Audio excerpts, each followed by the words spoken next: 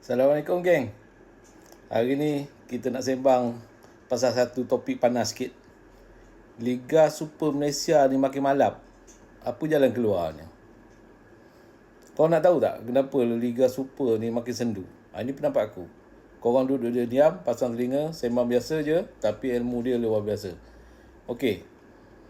Kita semua tahu kan, bola sepak Malaysia ni dulu gah. Tapi sekarang makin hilang seri. Banyak kelab Liga Super bergelut dengan masalah kewangan. Ada yang gaji pemain tertunggak, ada yang terpaksa tarik diri, ada juga yang hidup bergantung dengan duit kerajaan negeri semata-mata. Aduh. Macam mana bola kita nak ke depan kalau setiap musim kena selamatkan dengan bantuan kecemasan? Ni kita nak sembang jujur sikit. Struktur kelab bola kita ni banyak yang terikat dengan negeri. Kononnya nama besar, tapi pengurusan, Masya Allah, tak profesional langsung kot. Kejap tukar presiden, kejap tukar haluan. Tapi bila poket kosong, balik-balik tanya kerajaan. Kalau macam ni, sampai bila bola kita nak berdiri atas kaki sendiri? So geng, ini cadangan akulah. Bukan aku nak jadi popular, tapi ini logik lah. Bagi aku logik, dia kuat lah. Apa kata kita reboot sistem bola sepak Malaysia ni? Kita buat semua kelab dalam liga jadi kelab profesional tulen. Tak terikat dengan negeri, tak bergantung dengan politik.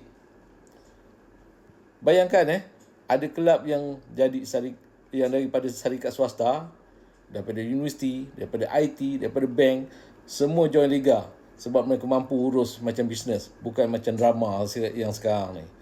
Okey, simple je. FAM kena ketatkan lesen profesional.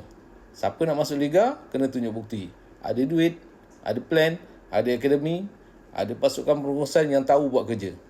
Bukan setakat ada stadium besar dan logo cantik, tapi dalam dia kosong.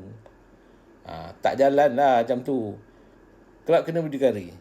Cari penaja, jual jersey, buat konten, engage dengan fan. Berbagai lagi lah. Baru ada value kan. Dan yang paling penting, kelab tak perlu wakil negeri dah. Siapa saja, saya kat mana pun boleh join dalam liga. Janji mereka layak dan profesional.